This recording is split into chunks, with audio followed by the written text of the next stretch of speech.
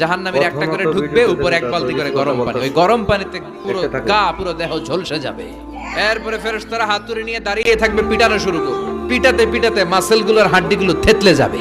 জাহান্নামের আগুনে জ্বলতে জ্বলতে যখন চামড়াগুলো গোশতগুলো ঝলসে যাবে, রব্বুল আলামিন নতুন করে চামড়ার গোশত গায়ের মধ্যে ফিট করে দিবে।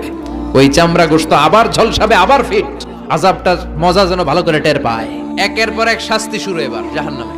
যারা দুনিয়াতে আত্মহত্যা করছে, ছুরি মারছে, ও খালি ছুরিই মারবে, বিষ খাইছে খালি বিষ খাবে। যে মেয়েগুলো ওড়নায় গলা পেঁচিয়ে আত্মহত্যা, তারা জাহান্নামের রশিতে আর ওড়নায় খালি আত্মহত্যা করতেই থাকবে।